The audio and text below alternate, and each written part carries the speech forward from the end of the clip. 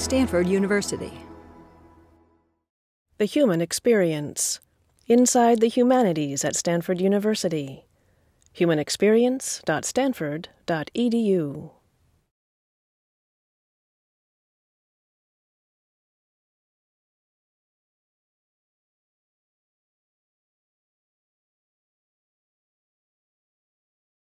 We have 4 people on our panel today, and we'll go in the order in which they're listed.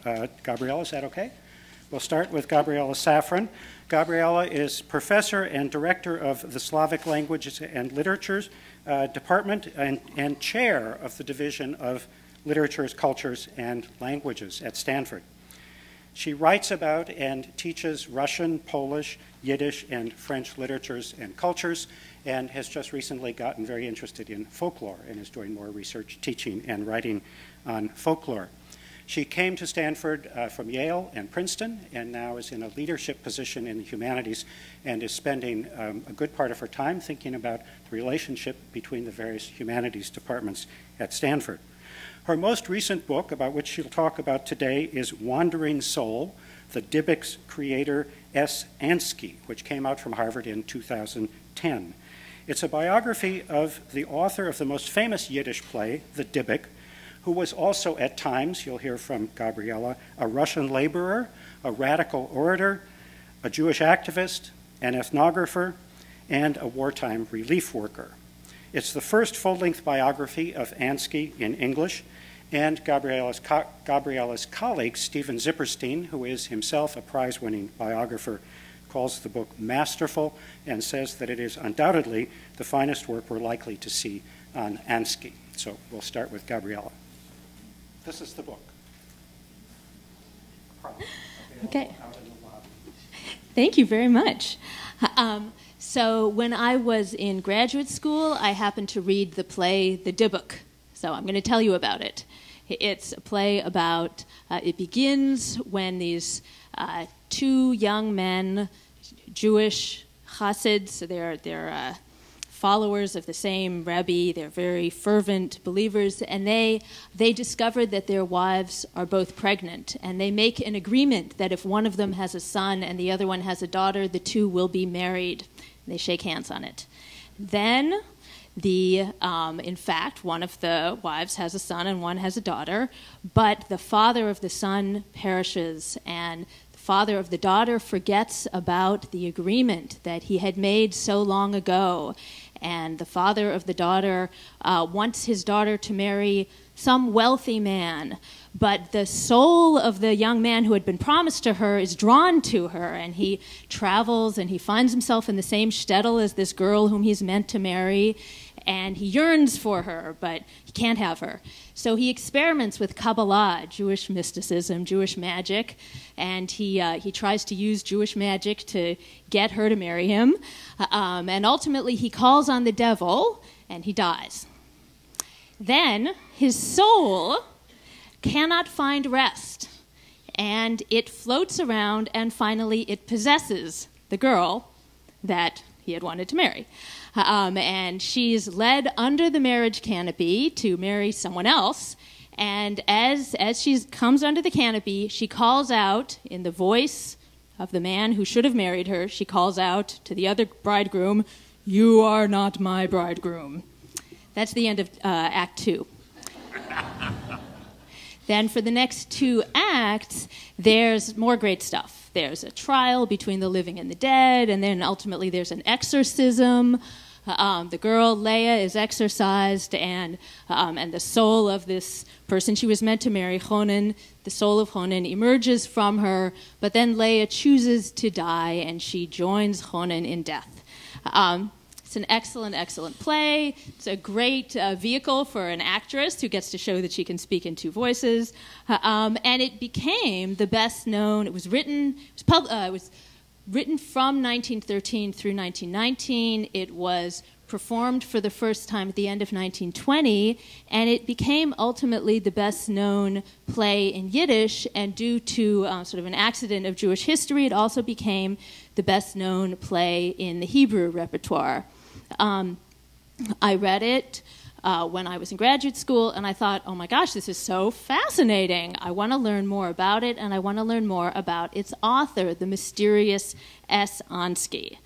So I started to learn about Ansky, and I learned that he was, on the one hand, a Yiddish writer and a folklorist, as you would expect, and he had gone on ethnographic expeditions where he had learned about the legends of Dybbuks, that is, souls of dead people that can't find rest in this world, in the afterlife, and they go and possess someone. So I learned that it had been written by this ethnographer, but I also learned that the writer had been a salt miner, that he had been a journalist, that he had been a socialist revolutionary, so he was part of a radical party, not the Bolsheviks, kind of the other side, the enemies of the Bolsheviks, that he had been very involved in terror. He was very interested in that, and that's supported by his party. That he became a wartime relief worker during World War I. That he had lived his whole life under a pseudonym, that his real name was Shloime Zanvil Rappaport, but he lived his life under this strange pseudonym with a hyphen, Ansky, A-N-S-K-Y. So I was very fascinated by him. I wanted to learn yet more, but I realized that there was very little written about him, and that if I wanted to learn more, I would basically have to write it myself. I would have to write a biography myself. It's a paradox, you know. Jews have been literate for many centuries, and yet we have remarkably few biographies of major Jewish thinkers. This is especially the case with Eastern European Jews, such as Ansky. We don't have a biography even of Sholem Aleichem, the writer whose stories of Tevye the dairyman became the basis for Fiddler on the Roof. So even Sholem Aleichem, we don't have a biography. There was no biography of Ansky. So ultimately, I decided I would write one. And as I began to write, I realized some of the logistical problems that had kept anyone from writing this earlier. Lost manuscripts, legends about lost manuscripts, and then real lost manuscripts. The manuscript of the Dybbuk itself had been lost. Many other manuscripts had been lost. Scattered archives. I ended up working in Ukraine, Russia, Israel, New York. The materials are scattered everywhere. Ephemeral forms. Ansky was a journalist. He wrote in newspapers. I was very lucky to be here, where I could work with these old newspapers at the Hoover. But even so, there was just lots of stuff that was sort of falling apart. And then the problem of different languages. Ansky, like many of my colleagues at Stanford, like my own students, he was a bicultural, bilingual person. He's someone who lived in many languages, who wrote in many languages. It's not always the case that when you're that kind of person and your materials end up in an archive, the archivists don't always know how to deal with it, right? So you end up with this kind of funny, different amounts of access to the material in different languages. You also have to cope with handwriting in different languages. That was especially unpleasant. And I found out of needing to resolve these kind of logistical questions around the scattered archives and the different languages, I discovered a way into the problems around his life itself. Ansky, he lived among these different cultures. He was in some ways a Russian intellectual. In other ways, he was a Jewish cultural activist. Insofar as people wrote about him before, until recently, people wrote about him as being a returner. They described him as somebody who had started out kind of a traditional Jew, speaking Yiddish, had then moved in a shtetl, a small town, had then moved to the big city, learned Russian, and then devoted himself to the Russian cause, the Russian peasants, the miners, Russian folklore, which he collected, and then who had realized at some point in his late 30s and his 40s, had a change of heart, a kind of conversion experience, where he thought that had been a mistake, to go become Russian too much, to assimilate too much. I will return. I will return and I will redevote myself to my own people. I'll devote myself to Jewish culture, Yiddish culture. That was the way in which people had told his story. And it's a very compelling story, I think. It's very attractive. But the more I read the more I read in the archives, the more I deciphered the handwriting and made my way through the crumbling newspapers, the more I felt that actually his life was not so neat, that he did not actually return from being assimilated, Russian-speaking, to being kind of nationalist, Yiddish-speaking, but he was always both and. He was always both at the same time. He always maintained, even when he seemed the most Russian, he maintained a very strong Jewish identity. And even when he returned and began to write more in Yiddish and to devote himself to Jewish causes, he retained very strong allegiance to Russian causes, especially Russian revolutionary causes. He never left any of his old identities. He only accumulated new identities. In this way, I think he is very much like my colleagues and my students and all of the people that I work with, that I know, who have multiple identities.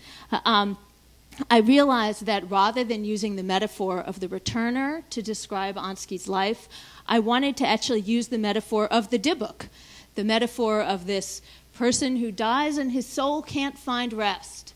And it travels around and it comes to inhabit new forms. Ansky, I felt, was in a way like the Dybbuk in his ability, his willingness to take on new identities. And in this way, I felt he is both very modern, because his identities were he was able to succeed at very modern professions. He was a journalist, he was a relief worker, something that didn't even really exist until the 20th century. He was an ethnographer, he was very interested in new technologies of his period. He was very modern, and at the same time he was very archaic, and there's something very archaic about the figure of the Dybbuk, who challenges our notion of the kind of singularness of identity. That's all.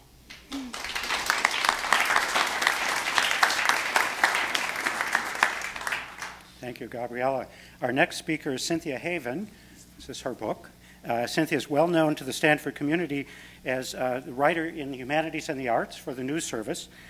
She's also written for the Washington Post, the Los Angeles Times, San Francisco Chronicle, the Times Literary Supplement. I'm sure this isn't a complete list. San Francisco Magazine, Kenyon Review, the Georgia Review, the Cortland Review, and Civilization, among others. She's also the author of several books. One is Peter Dale in Conversation with Cynthia Haven. One is Czeslaw Milosz, Conversations, and Joseph Brodsky, Conversations. This book, her new book, is also about Czeslaw Milosz. It's a wonderful compendium of 32, I think, testimonies from people who knew Milosz well, accompanied by a very nice interview at the back of the book with Robert Hass that Cynthia did herself.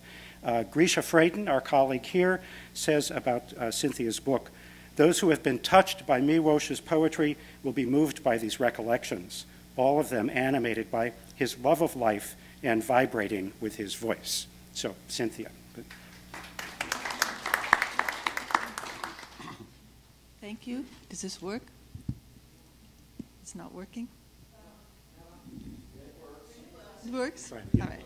Thank you. Well, a few weeks ago I came back for the launch for this book at Columbia University in New York City and also at the Brooklyn Public Library. And I stayed with a playwright, writer and businessman, a friend of mine for part of my trip. And surprisingly, to me, he'd never heard of Czeslaw Milosz. Like many people I know, acquaintances, they seem to view my obsession, my passion for Czeslaw Milosz as a sort of hobby like collecting old John Philip Sousa recordings or hitting the karaoke clubs on Wednesday night specials. So thank you for the introduction. Czeslaw Milosz was a Lithuanian-born Polish poet, winner of the 1980 Nobel Prize, and a survivor of the destruction of Warsaw, a witness to the Holocaust. That's what many Americans remember him for, but he was so much more than that. In a world that is increasingly impressed with celebrity, marketing, and public relations values, one of the questions I often have to address is why Milosz, why now, in the era of the tweet? I think that at a time when people are asking deep questions, as they always do, and are increasingly being given incandescently shallow answers, Milosz returned us to a world of essa, of essences, using the Aquinian term. As he told me when I interviewed him a decade ago in Berkeley, in general, the whole philosophy of the present moment is post-Nietzsche, the complete undoing of essences of eternal truths. Postmodernism consists in denying any attempt at truth. I think we have much to learn from Czeslaw. We have much to learn especially from his profound and unshakable sanity in an inhuman century. A man who, as he puts it, saw poetry as a search for how man should behave in an untenable position.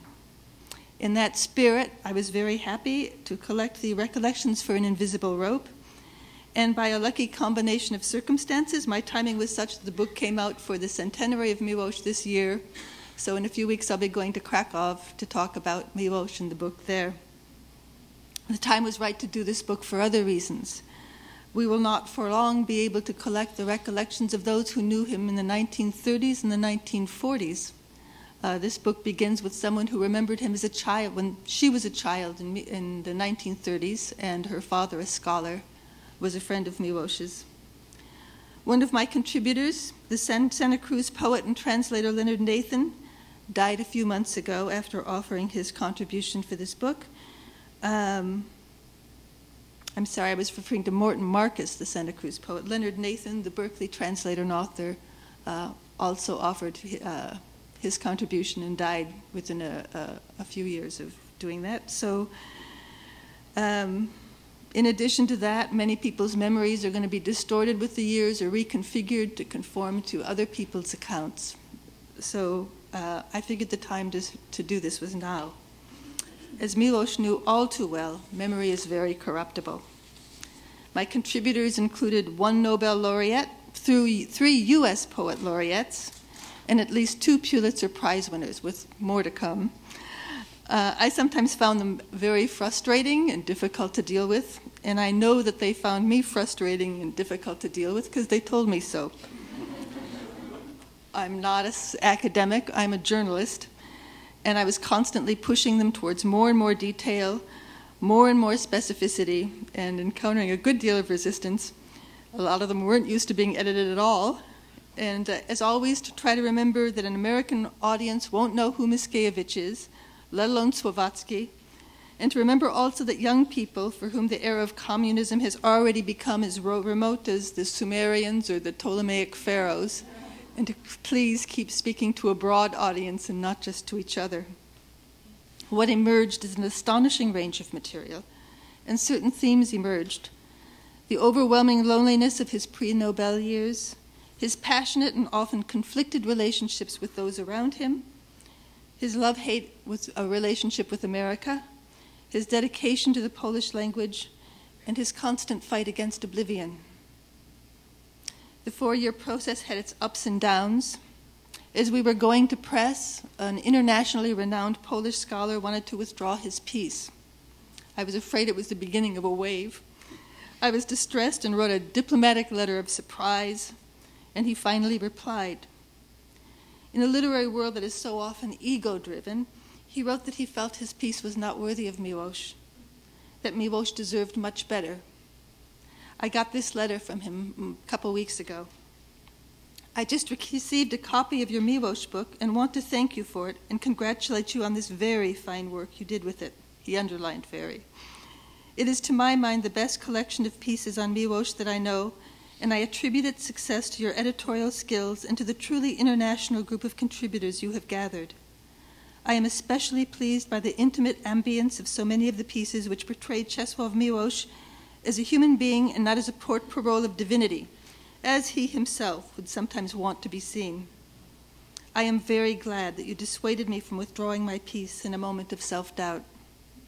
Letters like this, even during moments of frustration, reminded me always of why I was doing this and why I was doing it for so long and why it was worth so much of my time.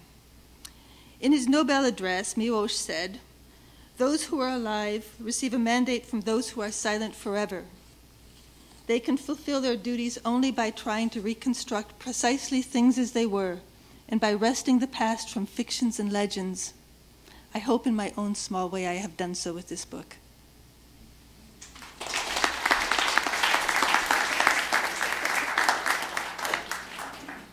What was it Milosz won the Nobel Prize? What year? 1980. 1980?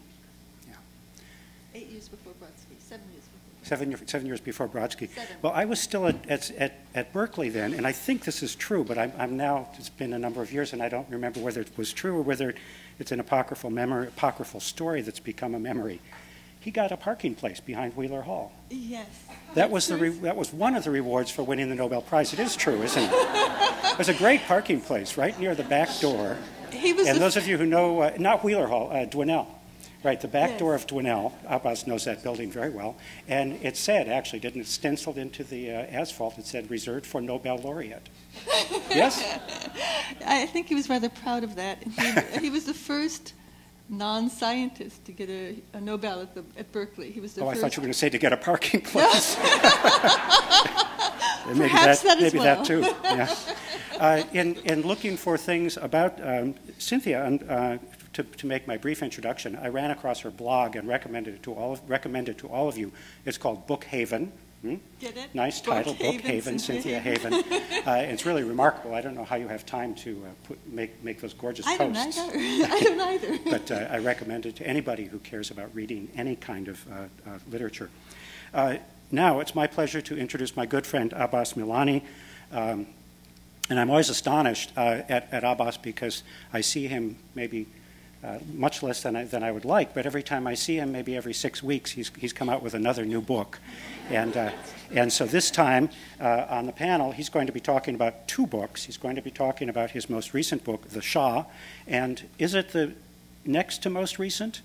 Yes, I've lost track. Abbas has written 20 books or so, The Myth of the Great Satan. Abbas is in a remarkable position for somebody who writes books like this because he writes, as you probably know, for a very impatient audience who need him regularly, and that's his Iranian audience, whose situation in the world, of course, is changing daily, weekly, and it's so complicated that they rely on Abbas for not only his nuanced and well-informed, deeply informed understanding of what's going on in Iran, but also his humane and thoughtful interpretation and of those events. The other audience that is probably as impatient is are any number of government officials in any number of countries who also have to deal with the conundrum, the puzzle, the challenge of the Islamic Republic. And those of you who know Abbas know that he is either flying off to Washington or flying off to Geneva or coming back frequently. And so we're very glad to have him here today talking about both of these books. When I haven't talked to Abbas about the Shah's reception. It is by far the best, the most deeply informed and nuanced biography of this complicated and tragic figure. I say tragic because one of the blurbs on the back is from Stephen Greenblatt, and Stephen Greenblatt, famous Shakespearean scholar, of course, makes that his point, that Abbas has not just written a political biography, not just aired some interesting private facts, but has brought out the humanity of this man who's so complicated. The Myth of the Great Satan picks up after the Shah, after the revolution of 1979, and into the Islamic Republic. Abbas is the Hamid and Christina Moghadam Director of Iranian Studies at Stanford. He's also a research fellow and co-director of the Iran Democracy Project at the Hoover Institution, and a colleague whom all of us value deeply. So please, Abbas. Thank you all for coming. Thank you for this very, very generous introduction. There is a connection that I have to Milosz that I should tell you about, 2 connections, in fact. I was a TA when Milosz was teaching, and there was a coffee shop at Dwinell Hall, 4th floor of Dwinell Hall, and he used to come there, sit in a corner, and was in fact often very alone. And the fact that he was a great poet was known to everyone. He and Renoir were the two people who often visited that coffee shop. This is before he had his parking lot. The other connection is that I have in fact translated part of one of Milosz's, I think, maybe most influential book into Persian, The Captive Mind. I have translated The Captive Mind as a part of an anthology on totalitarianism, and it has had a remarkable reception in Iran because if you read Captive Mind, it is about today. It is not about totalitarianism only 50 years ago. It is about totalitarianism today. And he brilliantly understood, and he makes a mention of the similarities between the Islamic totalitarian bend that exists and the totalitarianism in Stalinist Russia and Poland. He is the first one who sees the relationship between the concept of Ketman, a central concept in Islam, and Stalinist hypocrisy. So if you haven't read that book, that would be an enormous introduction to truly one of the most influential poets of our time. The two books that I'm going to briefly talk about are in some ways interrelated. I began working on the Shah about 10 years ago, and in the process I finished a couple of other projects.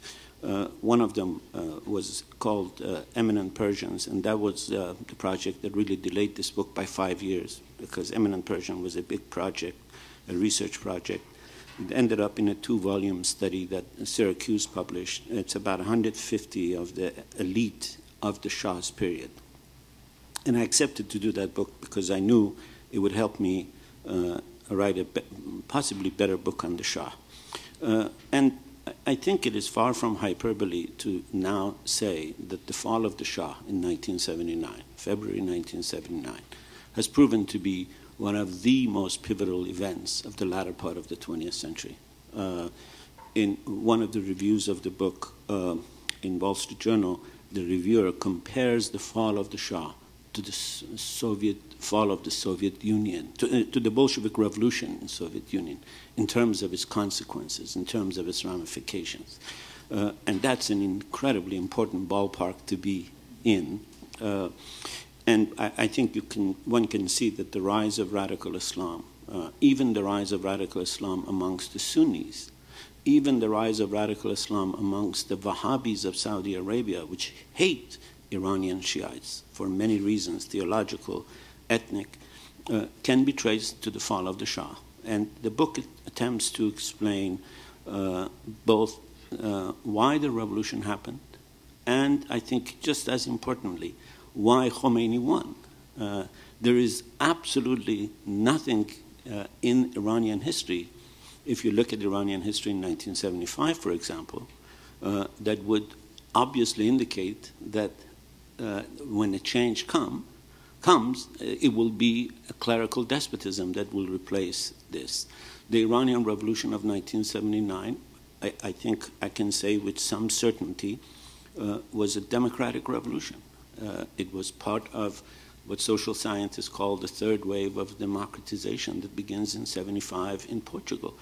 And why is it that a revolution in a country that has at least 100-year already record of fighting for democracy? Iran had its first constitutional revolution in 1905.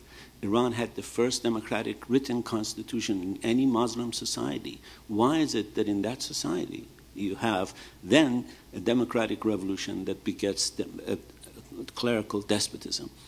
The Shah, the book attempts to make this understandable, and when you look at the evidence in retrospect, it is very self-evident why Khomeini would win. Khomeini is the complete expected child of the Shah's misguided policies.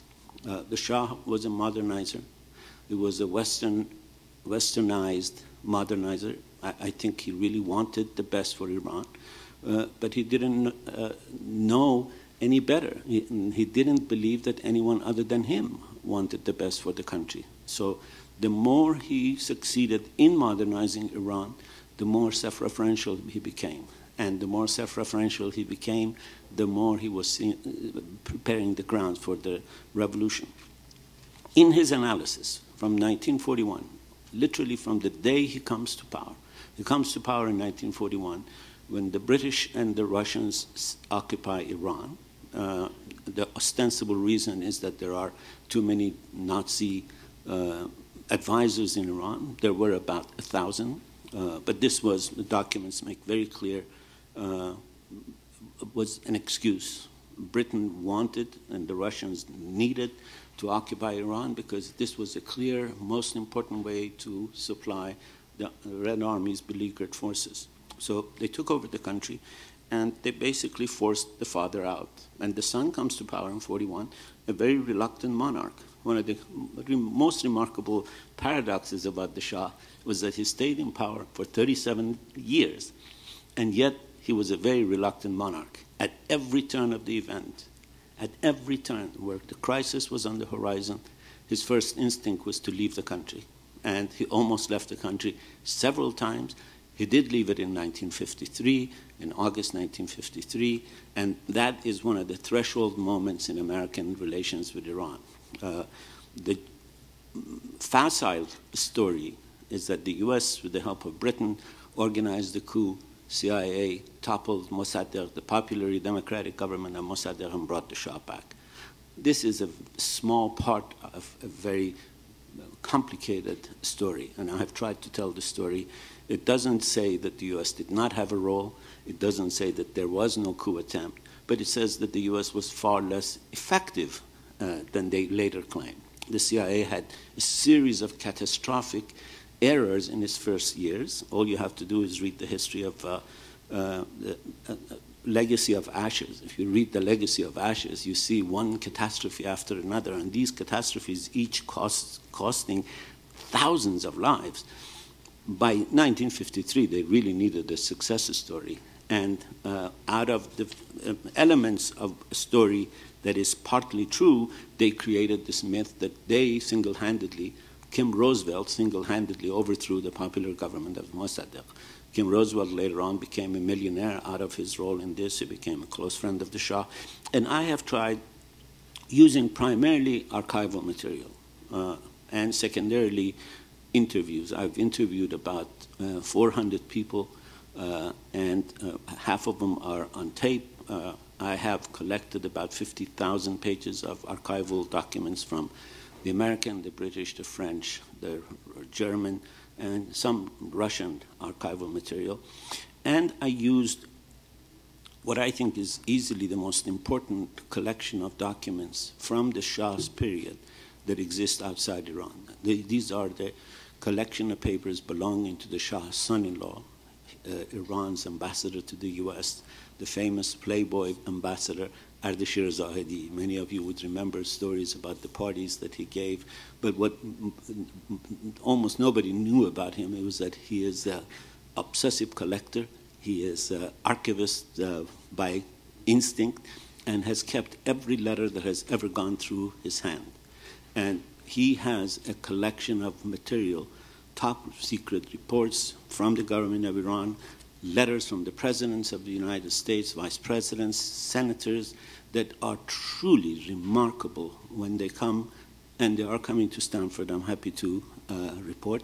He has decided to donate them to Stanford. He's working on his memoirs, and once he finishes them, they will begin to be shipped here. And once they're here, I think Stanford will become the most important place for archival research on the Shah's period. And through these archival research and the interviews, I offer a different view of the Shah than the normal hagiography or demonologies that have been offered. He's neither as bad as his enemies suggest, nor is he as good as the royalists claim. He was a man deeply flawed. In the words of British expert on Iran, who said this in 1955, the Shah is a dictator who cannot dictate. And when you have a dictator who cannot dictate, and you have a complicated society that you're modernizing, and you're modernizing at a very rapid pace. Iran's GNP was growing 20% a year in 1973, 74, 75. So Iran had the biggest number of students studying abroad. I was one of them. We were opposed to the Shah. We made life hell for him.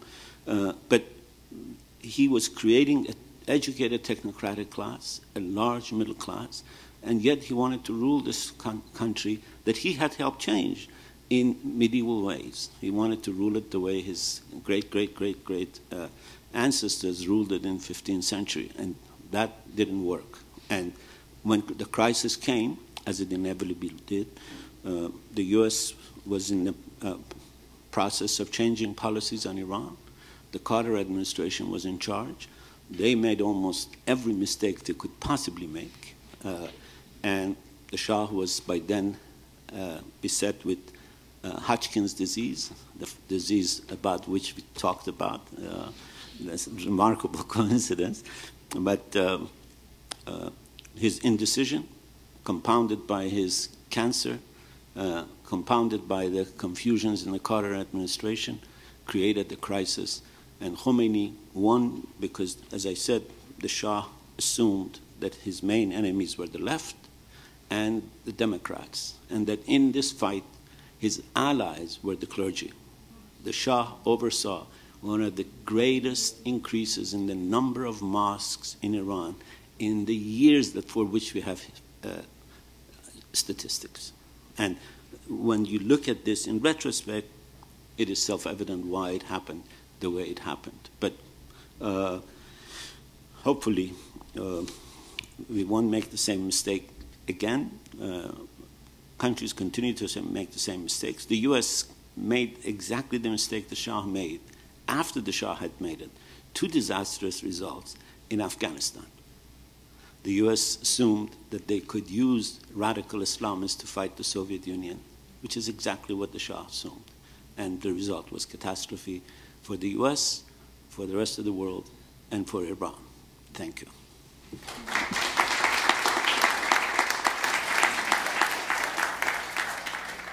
Abbas, I'm not familiar with that book you mentioned, Legacy of Ashes. The Legacy of Ashes, it's a remarkable book written by New York Times, Weiner is his name. It is a history of the CIA based on archival material from the CIA that was released to him. It is a remarkable and sad and tragic history. I recommend it to all of you if you haven't read it. So, and many of you also know that in addition to the archival research that Abbas did, he spent a year in the Shah's prison in 1976 and got to know most of the opposition. Is that fair to say? Many of the important members of the opposition. I did spend a year in the Shah's prison, and 6 months of it was with the leaders, the future leaders, Rafsanjani, Montazeri, Talaqani, Mahdavi, Kani, almost everybody except Khomeini, who was outside the country, they were there. And I got to know them for 6 months. When you spend some time in prison with somebody, you really know their mettle. Okay, we'll wrap up this panel with Ian Morris. And Ian has just come back from a swing through Germany on his book tour for this wonderful big cigar that he came out with, Why the West Rules for Now, translated into German and Dutch, and on its way to being translated into 6 other languages. Ian is the Jean and Rebecca Willard Professor in Classics and Professor in History. And as many of you know, he started his career as a Greek historian and Greek archaeologist, but has moved on recently over the last 5 or 6 years to much larger scale questions and an evolutionary approach to world history. Just in the last 5 years, he's either written, edited, or co-authored these 5 books, and you can feel the scale growing. The Ancient Economy, Evidence and Models, The Cambridge Economic History of the Greco-Roman World, The Greeks, History, Culture, and Society, no small thing itself, The Dynamics of Ancient Empires, State Power from Assyria to Byzantium, and now, most recently, Why the West Rules for Now, which takes on 20,000 years of history and has drawn a lot of attention, and we're very glad that Ian can be here today. He came to Stanford in 1995 from the University of Chicago and has been here in the 16 years has done a lot. Associate Dean of Humanities in the School of Humanities and Sciences, Chair of the Classics Department, and founder, one of the co-founders and director of the Stanford Archaeological Center. So thanks for being here, Ian.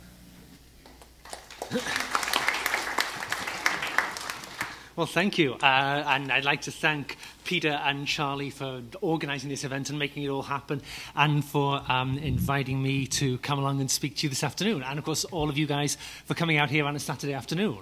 I should not thank them for putting me on at the end of the panel, though. This is something I learned very early in my career. Never speak last. If you speak last, everybody else has already set the expectations, and whatever you do always just looks terrible. So, but I'm stuck with it now. So, okay, 170 years ago, 1841. Dark deeds were underfoot around the world. A British fleet was sailing up the Yangtze River, shooting its way up there, the first all-iron ship ever made in the history of the world, sinking everything in its path, about to cut off the food supply to the Chinese capital of Beijing and extort a humiliating peace treaty out of the Chinese. 13 years later, 1854, an American fleet steams its way into Tokyo Bay and does a rather similar set of things to the Japanese. A couple of years later, in India, in 1857, tens of thousands of people die in an uprising against the British Empire. Tens of thousands more are killed as the British Empire crushes that uprising. The following year, 1858, the British and the French are back in China, attacking Beijing. They burn the Summer Palace, extort a whole new set of humiliating treaties out of the Chinese.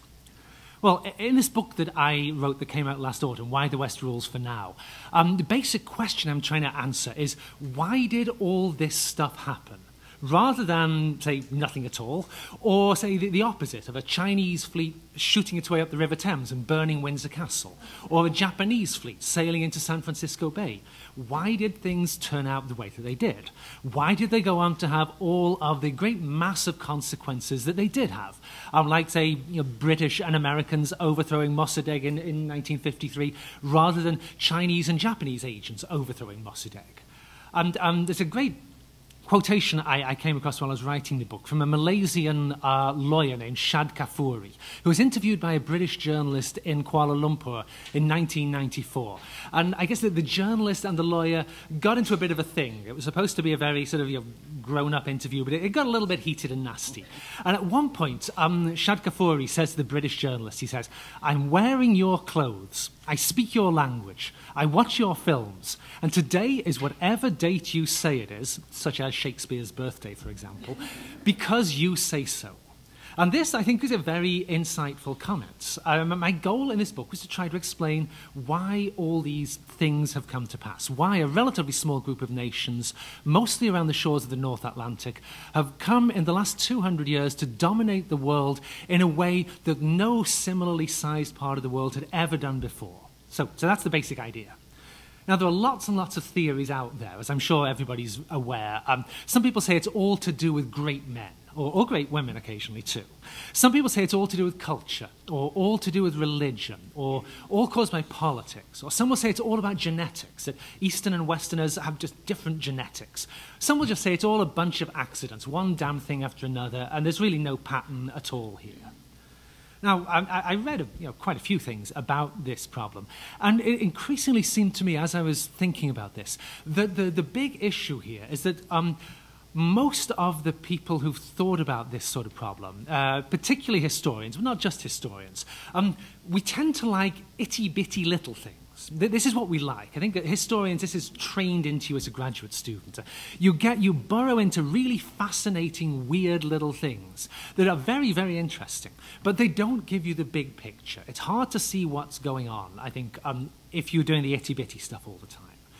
And now, one of my favorite books is one I'm sure that some of you will have come across yourselves. It's a tiny little book published just over 100 years ago by Ambrose Bierce, an American humorist. It's called The Devil's Dictionary.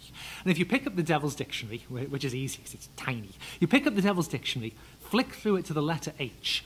You read under the letter H. He says, history, noun. an account, mostly false, of events, mostly unimportant, brought about by rulers, mostly knaves, and soldiers, mostly fools. Now this, I mean, apart from you teach history for a while, you begin to realize, yeah, that's actually not a bad description. But I think part of the problem, the historians have kind of internalized this view of what the field is about. And I think the problem has been that we haven't, as often as we should, tried to attack the kind of bigger canvas that Charlie mentioned in the introduction, taking in thousands and thousands of years. And in my book, I mean, I sort of branch briefly back to the Big Bang, but since I know absolutely nothing about it, I move on very quickly from there. But I end up looking at about a 15,000-year span of history and looking at it on a fairly global kind of scale. Because it seems to me that that's the only way in which you can identify the big patterns that drive history. And I suggest that, in fact, we can identify one great force which has driven the outcomes that we see in the world today. And that great force is geography. This has been the big thing that has driven why the West came to dominate the world. And I spend most of the book, I mean, again, like Charlie said, it's kind of a big book. I spend most of the book, though, the reason it's so big, trying to show how all of the bizarre, weird stuff that Ambrose Bierce was thinking of when he wrote that definition, all of it can, in fact, be explained if we look at geography as the underlying force that drives history along. Now, another historian, well, a part-time historian anyway, Winston Churchill, more famous historian than me even, sadly. Winston Churchill famously said that the farther you look back, the farther forward you are likely to see. And again, I think this is a very, very good description of what historians should be doing. And I suggest in my book, I mean, the main title is Why the West Rules, and then the subtitle goes on For Now, the patterns of history and what they reveal about the future.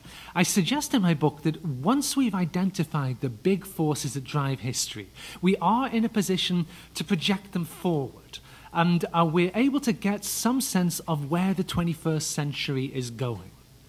But because I was only given 8 minutes, you're going to have to read the book to find out that. So thank you very much.